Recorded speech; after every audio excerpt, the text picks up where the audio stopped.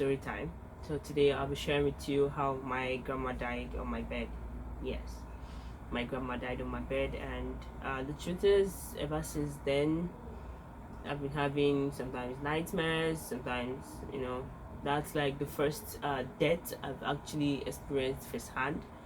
Okay, sleeping every day on that same bed. So imagine what that does to me. Hello, this is Candy Talks. Welcome to my channel. First, I haven't said this, like, I haven't talked about this, okay? Like, I feel talking about it would make me feel much better about it. It's been a year and 4 months, and I don't know how to do it, like, how to erase the memory from my head. So, this video, I just need you to tell me. I know most of you must have lost a very close person, your sister, your brother, your wife, your husband, your mom, your dad. I've not lost any of that. So, but I lost my grandma, and I know it sounds, some people would say grandma. That's like distance. It depends on the relationship you have with your grandmother. Now, mine is, I took care of her like when she was not okay, when she was not feeling fine, and she died on my bed. So I don't know how to, like, I have tried like to really forget about it, and but anytime I remember it, anytime one thing leads to one thing, and I just come to think of it, I feel different, I feel sad, I feel so bad. And I'm making this video I don't know how you do it, how you guys are able to do it. I know most of us have even witnessed this happening directly, like when the person was dying, and I don't know how you were able to go past it. So I just need you to help me out in the comment section. Just let me know what you did, how you did it. Now, I don't want to erase my grandma's memory. I just want to erase the part where she had to suffer the whole stress, the whole pain, everything I did, like how I cleaned up, all this. I just want to erase that part. Okay? That's just all I want to do. So that's why I'm making this video. So my grandma was diagnosed with pancreatic cancer. So if you want to know more about pancreatic cancer, you should just please Google it, because I won't be doing running details, okay, of that. So pancreatic cancer is basically cancer of the pancreas. So we all know the functions and what our pancreas do. So yeah, she was diagnosed of pancreatic cancer, and I had to stop work. I was working with my uncle then. So they flew her abroad. Now let me tell you, pancreatic cancer is not basically, like, most times it's not detected. It has really no symptoms at first. It can only be detected when it's at stage 4. Now most times, yes, it's rarely detected, because I know when my grandma was taken for checkups and all, most doctors say it's ulcer, right? But we had no idea, we had no clue it was cancer. So not until when she got to stage 4, when she already had jaundice, the yellowish eye thing. So yeah, she was flown to London April 19, 2019, yes. And over there, there was supposed to be a pancreas transplant, but that didn't work out because it's not really for everyone with pancreatic cancer. That depends on your health level. Okay, so the only thing they could do was remove the damaged pancreas and put artificial one, something like a plastic inside her. Okay, there was really not much they could do over there, and they already gave her 2 weeks to live. She has just 2 weeks to live. So we flew her back to Nigeria. Okay, so she arrived Nigeria May 6th. So upon arrival, everything changed. Really, I really didn't know much about cancer, so all I had to do was read up and browse about it. So I discovered that the survival rate is mostly a year and a year plus max, and but in common cases, for late stage, most times 2 months, 3 months. So I knew that she was going, but most really I just try not to believe what I saw online. But yeah, that's like my reality that I actually choose not to believe. I took care. Yeah, I took care of her. I was the one with her, like always with her. My auntie helped, like my uncle, like everybody was really supportive. Everybody was helping in every way they can. But yeah, I was really the one like in the forefront, like with her. Okay, she sleeps on my bed, and yeah, there is no day that would go past without me crying, seeing your grandma in so much pain. I don't know if you know about morphine. If you know morphine, morphine mainly is given to patients who are in severe pain. Okay, now it got to the point like morphine doesn't work on my grandma anymore. They're giving it to her like in the next 1 hour, the pain comes back. Now, because our body is already used to the drugs and it has little or no effect on her. So every day goes by, I pray, I cry, my auntie, oh god. Like I was really the strong one in the house that try not to cry, but I do my own closed door. I try as much as possible not to cry in front of her, okay, so she doesn't understand what's going on. But it got to a point where we really had to tell her what exactly is going on, that she had cancer. Because at first we told her she had acute malaria, okay. Yeah, that was how we were able to convince her and fly her. So over there, UK, they just tell you what's happening to you. So that was when they told her. So I can remember she called us, like we do video calls like almost every day. So then she told us that, can you imagine that they are telling her that she has cancer? So, and we are like, no, don't mind them, like what you have, they don't know what they are saying. So she had to accept it. Okay, taking care of her. Now, there are things we do take for granted. You sleep, you wake up, you eat, your food digests, you go to the toilet, you're able to do things yourself. We take that for granted. Now, I'm telling you that she can't do any of those things. She's just lying down there. If she wants to ease herself, I carry her to the toilet. Like she's on drip, like side the drip. The drip is like, let's just remove that part. She has this let me just call it, should I call it a sewage system? Okay, it's this a plastic kind of, I don't know, doctors would understand that better. It's more like a sachet, okay.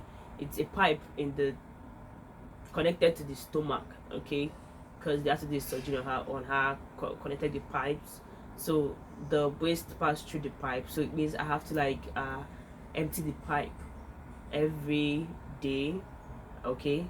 Yes, because okay, I have to wait till when it's full, and yeah, empty it. So you really do not want to see me when I'm doing it because you can't stand it. That is just the truth. So at first I did not know I was going to be able to do it, but at that point what I needed to do was to try as much as possible to give her the best care she can have. That's like the best we can do. You can only drink, and that's Ensure. Okay, so I'm going to put that up for you to see. After everything, she went into coma.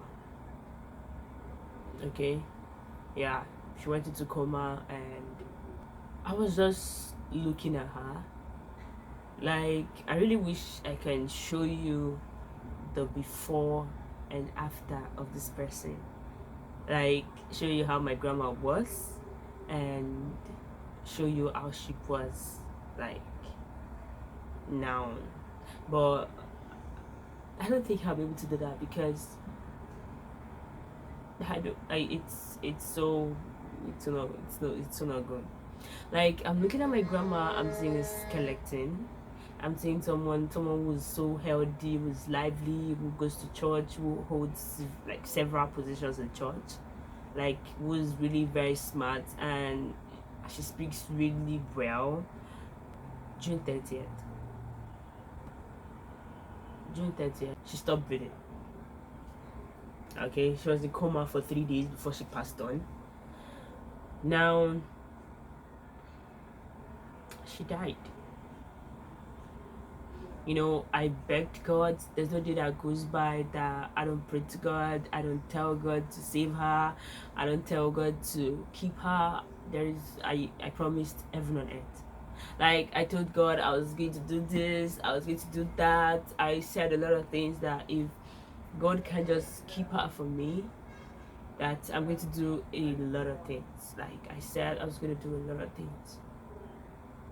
But yeah, He knows best, okay? He knows best. So she passed, and ever since then, I am a kind of person that sleeps without light. Okay, when I'm sleeping, I turn off the lights, but ever since then, I cannot sleep without lights on. Okay, and sometimes I think of her, I remember her, I remember everything, all the process, everything I did. Okay, and how she cries in pain, and it's something I really wish I can just erase from my head, but I don't know how to like erase it from my head, because the pictures keeps coming and it keeps coming. So when she passed, I didn't cry because I have cried so much. I cried every day, and I pray every day for her to leave. And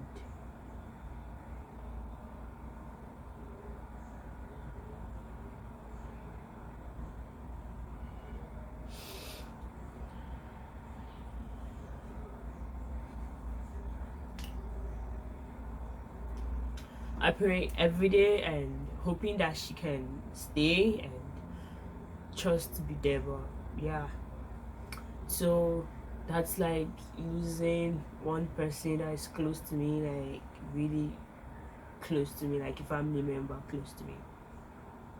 Now, I don't know how you were. I know people have lost their parents. I know people have lost their mom, their dad, sister, husband, friend. I really do not know how you guys do it. I don't know how you guys do it, but it's been a year and 4 months. Okay, I still can't get over everything. Okay, when she was alive, we had our differences. We had our, we normal daughter to grandma talks and shouts and stuff like that. But that minute, you know, you see that 1 month, she stayed in Nigeria before she passed. That memory meant so much to me, and really right now I think I want to like erase it and don't even get to remember it, because when like right now remembering it makes me a whole different. It makes me feel somehow, and it makes me want to like lose my mind. It makes me think of a lot of things, and at that point I hated God. I'm so sorry. I was so angry with him. Like, why wouldn't he allow her to stay? Because her birthday was supposed to be this month, okay, November, and and what we ended up celebrating was a funeral. Okay, so sleeping every day on that same bed. So imagine what that does to me. So I don't talk about it, but yeah, I just decided to do that today. I think this would be a step to feeling better. This would be a step to forgetting everything. But I really do not know how people that lose a loved one, I don't know how they do it, but yeah. So now sometimes I wonder where exactly is she, you know. I ask myself, I think about it, where exactly is she? I don't know. But I miss her. I miss her so much. Like, I wish she had never gone, and I wish she had never had to go through those pain. The pain is the pain is the pain is something I don't even wish my enemy to go through. Okay, the pain is something I don't wish anyone to go through, because trust me, you don't want to be in that position. You don't want to be in that position where you are helpless. You can't do anything to help. Okay, there are sometimes where she screams. Now, there's sometimes where she screams, she screams out of pain. You don't know what to give her. You don't know. I don't know if I should give her morphine. And giving her too much of it knocks her out, and she start talking like someone was drunk. So at sometimes I really do not know what to do exactly. I don't know if I should give her morphine. I don't know if I should. I really do not know what to do at that point. Sometimes I could call the doctor, but even with all those, all I pray for is just for her to sleep. And I feel better. I sleep when she sleeps. So I stay awake when she's awake, because I can't sleep. And I was always looking forward to the day she was going to leave. And I was also looking forward to the day she was going to die. So I wake up every day with this thought. And finally, it happened. And now, sometimes, when I lay down to sleep, I see her. I picture her. Everything. How she was. The pains. But sincerely, I really want to forget about it. I don't know how to. So yeah, that's my story. So I just wanted to know that cancer is out there, is real. If we had continued with the checkups every month, or maybe every 2 weeks, or what should I say, every month, they might have detected it earlier. But yeah, it happened late. But from what I read up online, mostly you don't get to know until when the symptoms start showing at late stage, maybe stage 3, stage 4, but hers was stage 4. So I think everyone should once in a while just go do checkup on, just do all around checkup, just know how your body is. And yeah, so my question right now is, for those of you who have lost someone, maybe you were present when it happened, how were you able to deal with the trauma? How were you able to forget it?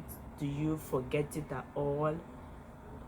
Or it just still keeps on coming? And how were you able to deal with it? Because right now, mine keeps on coming. And whenever I remember it, I cry a lot, and it changes my mood. And I don't know if there is a way not to remember that part. But at the same time, I don't want to forget my grandma's memory. But at the same time, I also want to erase the parts where she had to suffer, so I can feel better. So if you have lost a loved one, and when you remember them, if you have a similar experience, how were you able to deal with it? And what did you do? How were you able to deal with it? So yeah, that is it. So my name is Kadi Kipka, and I know I still look pretty crying, okay? Yeah. So, alright guys, I'll be looking forward to your responses. Yeah, this is